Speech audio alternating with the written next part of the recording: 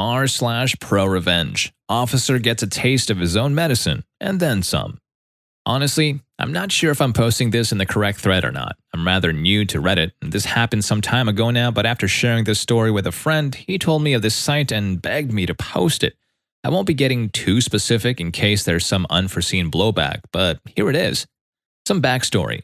My wife inherited a house and land and begged me to move there. It was somewhere I knew I wouldn't have anything in either of my fields for employment, physical security specialist and force-on-force analytics and planning. But she got a job offer in her field, wildlife management, at a salary that matched what we were currently making combined, along with an employment contract, rare in the US, control of her own team, and insanely good benefits. Since we have no children and I am the adaptable type and I could see this meant a lot to her, I agreed. We put our house up for sale and we moved there sight unseen. While I am used to and even fond of it now, this place was the land that time forgot, literally horse and buggy country, and it quickly became clear that for a while, she would have to be the sole income earner while I brought our new property into the modern era. The house literally had no plumbing, there was an outhouse and a manual well pump outside. We decided to buy a used house trailer, place it on the southernmost part of the property, and live in it while I worked on the house. Now, I'm not from this area and the culture shock was intense. My wife had family from there and would spend a few summers as a child with relatives, so she understood the people better than me, and being the same height and skin tone, she was quickly accepted. Meanwhile, standing 8 inches minimum above everyone else and being so white I show up from outer space, I had a bit of a harder time but managed to make some friends eventually. After some time getting everything updated, we came in way under budget since I had decided to learn the skills and do all the work myself. It quickly became clear that while our immediate area was lovely with good people and trusting neighbors, the surrounding counties had developed a meth/pill problem, and with all the industries being strict on drug testing once heroin came onto the scene, people were starting to make their way to our area for break-ins, carjackings, and even a few cases of kidnapping for ransom. A couple of senior citizens just outside of town were broken into and beaten and then shot to death just for maybe $300 worth of jewelry, a couple of old guns, and their pain meds. Seeing a need in my community, I used the leftover money we had and bought land in base flood elevation deemed unfit for development at a steal. Soil lead levels were too high for housing and farming and too remote for commercial. And after getting permits and certifications and almost a year of doing all the building and earthworks myself while working a part-time hospital security job a county over, I started a security/self-home defense and firearms training company. I created local jobs in the nearby counties by training armed guards beyond state standards and helped people develop a neighborhood watch program, offered neighborhood security patrols at cost, and made sure local shops got cameras and had plans and training in place in case of a robbery, and worked with individual households to develop their own home defense strategies, along with offering concealed carry training, advanced firearm training, OC spray, trauma and first aid training, and other things. Somehow, without meaning to, I managed to wedge myself into a unique position where I not only trained everyday people, but I got certified to be the guy that all police agencies in the region send their officers to for state recertification and further training. Turns out that before I came along, they had to send their officers almost 6 hours north to a state facility, which meant that they also had to pay for a hotel room for anyone that went up there, as well as 2 meals and mileage if they didn't drive a squad car. Not to mention that the tactics taught didn't always translate well to our area. I offered to do it for a bit less, and given my location, no hotels or anything else was needed. For the first time in my life, I feel like my work really matters, that I am making a positive difference for real people, and I look forward to going into my job. In my line of work, I've ended up knowing a lot of the police in my area pretty well, and can say that I even consider a few of them to be friends. The departments I work with get quite a few officers who are new or transfers from other areas, as this region of my state has a pretty median average pay grade, and a lot of the officers use it as a stepping stone to get to the bigger paying areas or to get their first bit of experience and head to another state. Now, the ones who have made a life here and decided to stay learned a long time ago that the locals here don't take the crap that isn't fair lightly. The people here demand justice come hell or high water, and in the past, corrupt officers have been hanged or beaten to death when the courts failed the citizens and didn't punish officers for doing something heinous. One shot an unarmed 12-year-old and another let a drunk and drugged man die moaning in a cell after a K-9 unit literally ripped open his abdomen and was heard laughing and joking about it. Both essentially got a long paid vacation and then went right back to work until someone caught up with them. Even one former judge who got a slap on the wrist after being convicted of molesting 3 children went missing and was later found bound to a tree and was apparently set on fire while still alive, so the officers tend to do a really good job of weeding out the bad apples and reminding newcomers that they are there to help people and protect people, not harm or bully them, which in my experience is not the case with all or even most offices in places I have lived before. Now, onto the story. I was doing an armed guard gig during a night shift filling in for one of my employees who had a family emergency mid-shift when a police car spotted me on a perimeter check and pulled into the lot to see who I was. I wasn't wearing a uniform, and the place I was guarding receives a lot of raw metals that they then melt into various alloys to be shipped off for use. It's a crackhead's dream looting spot with the way scrap prices can be for some of the materials there. After figuring out it was me, they decided to sit and talk for a bit. While talking with these officers, I listened to them share about a new hire who transferred from a larger city, and they just know is going to cause trouble with the locals. They mention how he has that "I know better than you" attitude and thinks that the piece of metal on his chest means that he is the law. Apparently, he'd already raised a bit of a stink because he writes citations for things that no other officer in the department has. Driving with one hand, a burnt-out fog light, plastic being taped over a broken back window in a car, headlights not on in the middle of the day and it's raining. He even tried to give a guy a DUI even though he was sitting in the car on blocks in his driveway and it had no rear axle. Apparently, he speaks aggressively to anyone who dares interact with him if they aren't a police officer, and overall just acts like a power-tripping douche nozzle. The other officers have noticed that the locals have changed their demeanor towards them and seem more distrusting since this guy started, and they were genuinely worried that he would turn everyone against them. In the words of one of these officers, "With everything in the news these days and the whole nation already being distrusting of us, I hope we can find something to set the bastard straight before he ruins the rep we work so hard to keep here. I like that people here will just come up and talk to me. It's the main reason I stayed here." So we brainstormed for a while about how to get through to Officer Douche and make him change his ways, or career, but eventually came up with nothing legal and had to go back to doing our respective jobs like adults. 2 weeks or so after having this chat and hearing similar things for other officers I know, I get my first interaction with Officer Douche. Now, I don't advertise my business on my work vehicle, and it is completely unremarkable, but all the officers I know can spot it somehow, so I've gotten in the habit of waving any time I pass a squad car. On my way to speak with a prospective client about a consultation for their home defense plan, this asshat pulled me over for waving at him when we passed each other on a 2-lane highway. He slammed his brakes on, whipped around in the middle of the road, and came flying up behind me so close I can't even see his headlights with flashing lights on and siren blaring. After enduring his frankly insulting lines of questioning with his hand on his pistol grip about why I felt the need to carry a gun, in my state it is required by law that anyone has to inform the officer, and him sharing his doubts that 99% of people probably wouldn't even know how or be able to use it. The goblin wrote me a citation for reckless operation of a vehicle, stating that he was justified in doing so because he saw me remove my hand from the wheel. Trying to be, diplomatic about it, I said, "I just figured that you would appreciate a friendly gesture from someone today. I know I like when someone gives me a friendly wave." Then this absolute insult to humanity blows his frickin' gasket, gets in my face, yells at me, and threatens to haul my smart ass downtown and see how friendly I am when I'm hooked up in the back of his car.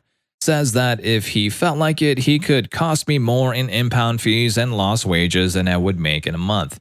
He has no clue what I do or where I work, then asked what I thought about that. At this point, I have an internal battle with myself, wanting to slam him to the ground and beat his skull open on the asphalt to see exactly how empty it was inside. But saner thoughts prevail, and I simply handed him my lawyer's business card and stated that any further interactions we had would have to go through her. He looked at the card, called me a pussy, and told me to get out of his sight. Once I got moving in my car, I realized how angry he made me. I've spent years learning to keep my emotions to a minimum since it could cost someone dearly in my line of work, and this was able to boil my blood in just a few minutes. He wasn't a big guy, even for the area, and he didn't carry himself like someone who was confident of their skills. Being that aggressive and having his hand on his pistol grip for most of our interaction spoke volumes as to what kind of person this jizz stain was. What would happen if he pulled over someone who didn't have my level of control and acted like that, or worse? I decided that the officers I had talked to were defiantly not exaggerating, and this dick was going to end up getting himself or someone else killed or hurt, and something needed to be done about it. First, I went to court and showed my dashcam video, which got my citation dismissed. I took the rest of the audio and video to the sheriff of the county he works for and showed it to him. Then we had a long conversation. He agreed with my assessment of this guy, but said that he couldn't really do much but reprimand him for it, and admitted that he would love to just toss him out on his ass. However, he knew that the union would fight to prevent that, and at best he would only be gone a few days to get some training that would most likely go entirely ignored. He even cautioned me against filing against him because he figured the guy was the type to take it personally, and he didn't want to see anything happen to me. He promised me he would do what he could to get rid of the cunt, but in most ways his hands were tied. I could tell he hoped that the guy would just move on and become someone else's problem when his 2 years were up. I couldn't help thinking that if he's causing this kind of trouble already, it's only a matter of time before someone around here loses it on this douche and takes a swing at him.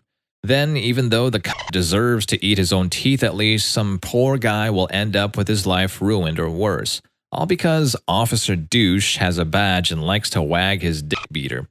Feeling as though there was nothing more I could do, I went about my business as usual for the next couple of days.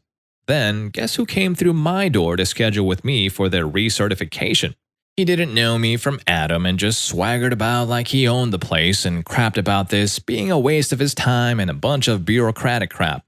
Now, I had a real Kodak moment when I reminded him of our last interaction. He tried to excuse it as just being by the book and claimed that his hands were tied when it came to the citation, and he only acted that way because I had a firearm and he was nervous about that gun, so he needed to assert his authority over the situation. By now, I had had a large portion of the people that live in my area come through for training, and most of them carried daily. Freak just confirmed my fears for me, and I was going to do what only I could do to lay those fears to rest. Cue ProRevenge Mode. Already forming a plan, I told him that I understood completely and that I operate that way as well.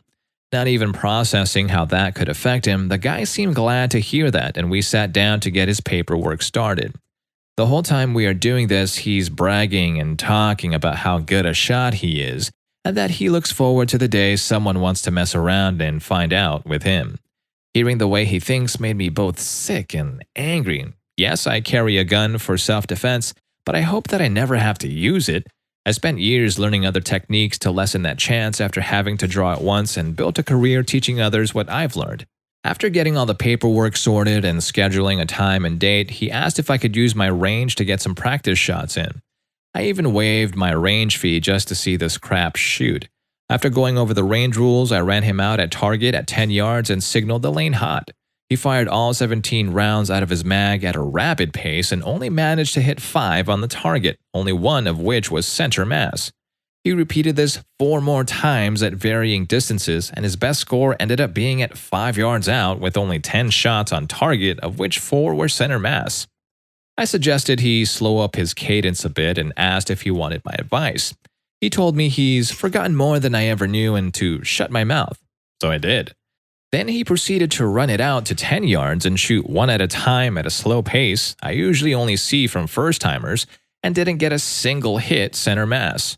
After seeing the 13-year-old girl a few lanes down from him load up and absolutely drill headshots at 15 yards with my range master instructing her, he made some excuse about needing his sights adjusted, then packed up, and the brainless nugget left thinking we were all buddy-buddy a few minutes later.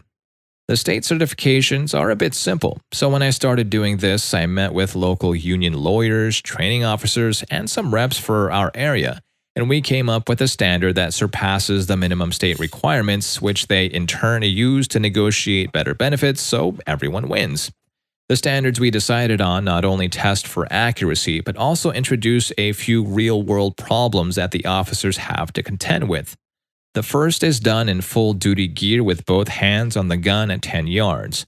After running 25 yards within 2 minutes, you have to be able to draw your gun from the crouched cover, fire 10 rounds, reload a magazine loaded by me with a false round randomly placed in it to cause a malfunction, clear that malfunction, and get 10 more rounds on target from standing cover.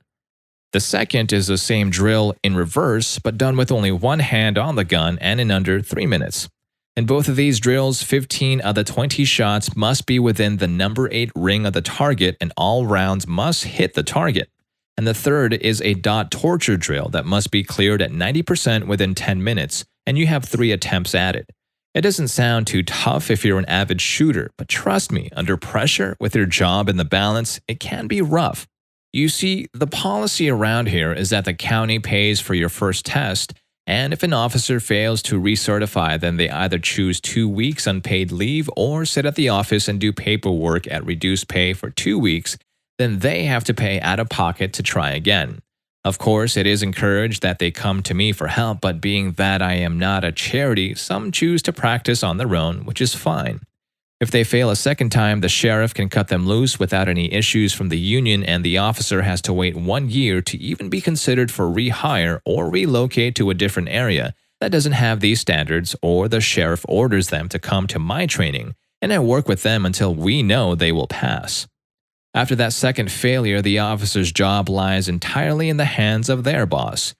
Being that these tests are a bit tasking for most shooters, and even though I log way more range time than any officer I know, it helps when you own the range, and can still occasionally fail the dot torture drill, I will show mercy for most of them if they seem like a decent person who is just out of practice or nervous, and not being asked when it comes to scoring if they are close to a failing score. Counting line breaks as hits when I don't have to, forgetting to hit the stopwatch button if their cadence is just a second or two slow. I decided the moment he signed the papers that there would be no such mercy for this douche nozzle. I fully expected him to burn through ammo practicing at home after his last performance, and while I doubted anything was actually wrong with his sights, I wasn't willing to risk being wrong there when I had such a golden opportunity to do some true community service. I even bought a new set of digital calipers, deciding that if he was so much as 1/10 of an inch off of any shot placements at the line, I would mark them as a miss and prove I was just going by the book. My mind was made up that since I couldn't get this guy off the force completely, I would go by the book and at least get him off of any that were close to the people around me, and he would have to perform like an absolute pro to avoid it. So the day finally comes when he is to test, and he shows up wearing shorts and a tap-out t-shirt with only his gun and duty belt emptied out of everything else. No vest, no range bag, no radio, no eye or ear protection, no cuffs, OC spray, or taser. Not a damn thing that he knew he was supposed to have. After pointing these issues out, he huffs and says, "I brought everything that's important. Let's just get this crap over with." Mind you, I could have failed him right then and there for non-compliance. I had a copy of his signature on the paperwork stating he owned all required gear and would bring it with him for the test, and that he would be dressed to listed standards on testing day. But that just wouldn't have been satisfying enough for me. I wanted to make absolutely sure that anyone who looked into it would see that he himself was a failure, that this loud-mouth bolstering piss stain wasn't fit to the standards of his peers, and his mother should have swallowed him 25 years ago and done society a favor. Not that he failed due to circumstantial or bureaucratic crap beyond his control. I let the clothing slide and loaned him some rental safety gear which he complained about wearing but eventually put on. After getting it all sorted and noting all this in his chart, I let him take this test, and damn, am I glad that I did. If he hadn't made me see him for the piece of crap that he is, I would have felt sad for him. But as it stands, I'm worried I may develop muscle issues from holding back my grin. He failed the first test immediately due to just sheer ineptitude. When the buzzer sounded, first he tripped over his own feet and ate the ground face first, full scorpion. Then, after getting up and continuing while drawing from a crouch, he somehow managed to catch his front sight or barrel on his holster opening and sent his gun tumbling through the dirt, then fell over when he tried to lean over to get it. Losing control of the firearm is an instant test stop, so I sounded the buzzer. Holding back laughter and putting on my plate carrier instead of just a level 3 vest in case the fool fired a random round my way, I gave him a second chance even though I already had what I needed. mostly because I wanted to have irrefutable proof he failed on his skills and not on accidental circumstances. While he managed to keep hold of it this time, he struggled to clear the misfire, costing him too much time for his slow cadence earlier. Only 2 shots were in the number 8, and 4 completely missed the target. For the first time ever for me, someone had failed the first test on all 3 metrics. I've had people come to me for the first time they held a gun or with a legitimate fear of guns who could outperform this arrogant twat waffle. After listening to him try to make excuses, whine, demand, and then beg for me to give him another chance, I told him that I couldn't and he failed, that my report was getting sent in and he would have to talk to his training officer and we could go from there. He exploded in anger and started calling me anything he could think of, claiming I was only doing this because of the ticket he gave me, part of why I wanted so much proof, and cursing me in some honestly creative ways while slamming his fist into my wall like a petulant tween and telling me that he was going to make sure you all regret this, while pointing at me and my staff in the other room. By now, a couple of my regulars, my range master, and the local brass goblin have all made it over to watch through the window and listen to the exchange. Knowing I have him on camera with audio punching a hole in my wall and I have witnesses, a new thought came to me when I heard him say this, and I decided to steer him just the way I wanted him to go. All I had to do was ask if he said he was a threat, and the crap responded with, "You bet your freaking ass it is," and to my surprise, reached out to give me a shove. I sidestepped him and he stumbled past, which pissed him off even further. I told him then and there to get the freak off my property and that he wasn't welcome back.